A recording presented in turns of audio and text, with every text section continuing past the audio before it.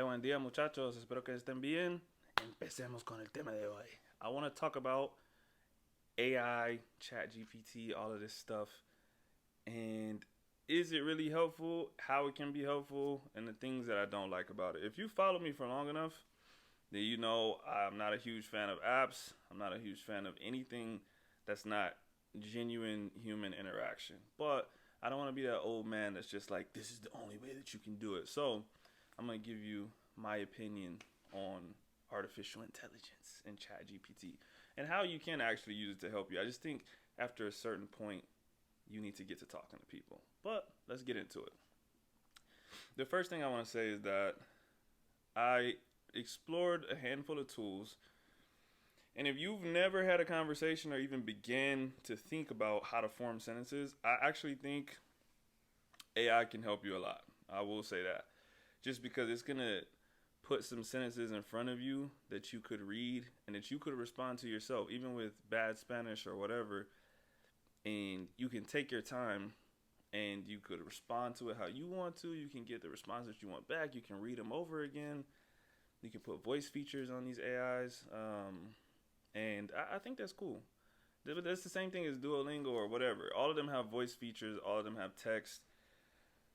The problem is human beings are not yes and no. They're not just a switch. We're very random. I could be having a thought right now and I could completely go off the rails. I could be talking about this and say, hey, by the way, did you see that story about the elephant?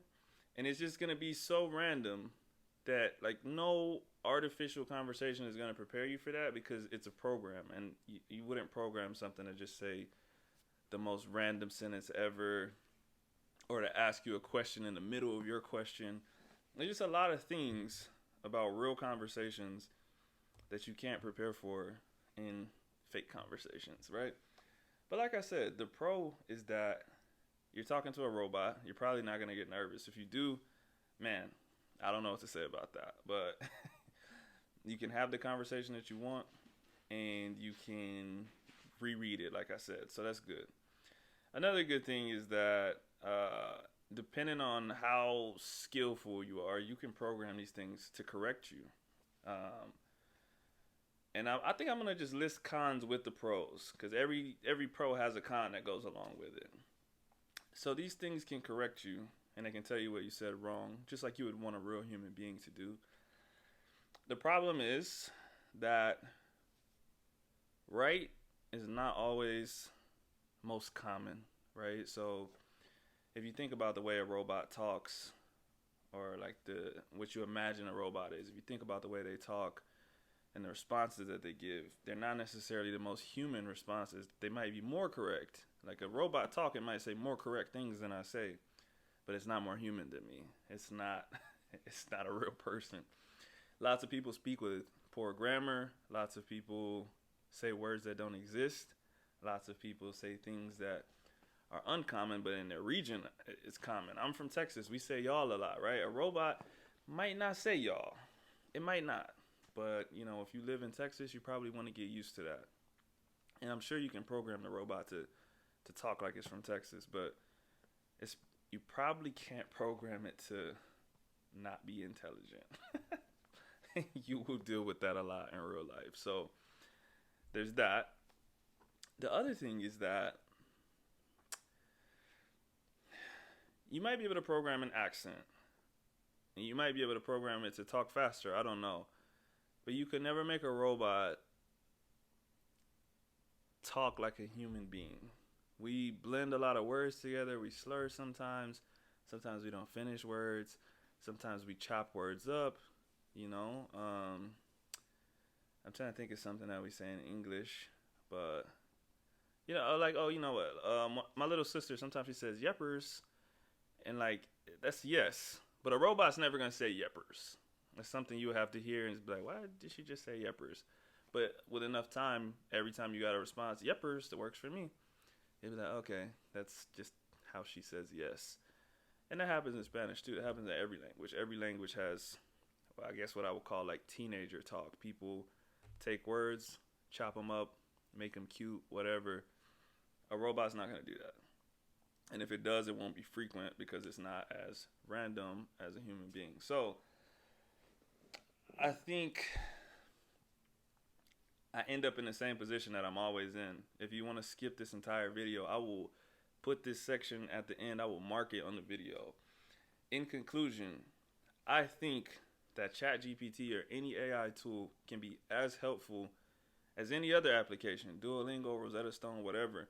I actually think it could be a really good supplement. If you're really talking to people and you're like, man, I was sucking, pause, I was not good at this portion of my grammar or whatever when I was talking in the streets today, I would like to practice that right now just to kind of review it. I think a tool like some kind of AI could help you refine that.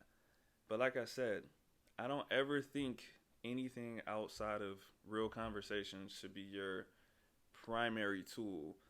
Because you really have to ask yourself, why are you doing this? Why are you learning a language? Are you learning to talk to people? Because if so, why are you not talking to people? If you're trying to reach some level of perfection before you talk to people, that should not be what you're doing in a language, because you'll keep doing that forever and you'll always beat yourself up. And this is a journey, and it's about connections. It's not about being the best speaker in the world. You can work towards that while you're making connections, but if that's all you work on and you never talk to people, you're missing the whole point, man. You're missing the whole point of life and language learning. Okay, so make some connections, man. People don't care as much as you think.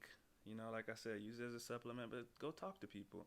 I promise you'll learn so much more with emotions, with embarrassment, with happiness, with anger. Like most of the vocabulary that I remember strongly, I learned it through embarrassment, through saying the wrong thing and someone being like, that's not what you meant. You meant this. And I'm like, oh my God, I kind of knew that. I don't know why I said it, but I never forgot it again after that. And you wouldn't get that from a robot. Even if it corrected you, you wouldn't be that embarrassed. So I look at it all of it, man. It's all good. Embarrassment or whatever, it's cool. It's cool looking back at the funny mistakes I made that made people laugh in a crowd or something. Of course, that's everyone's worst nightmare, right? But it's funny. It's just like every other embarrassing moment you have in life. It's funny to look back on if you have the right attitude about life. So I'm ranting now. I hope this helps somebody. If you got any questions, let me know. I'll respond. If you think I'm stupid and you're like, AI is perfect, ChatGPT is the way to go, you can comment that too. I probably will just like your comment and not say anything back. But, you never know. Do what you want. Have a nice day. Thanks for watching. Peace.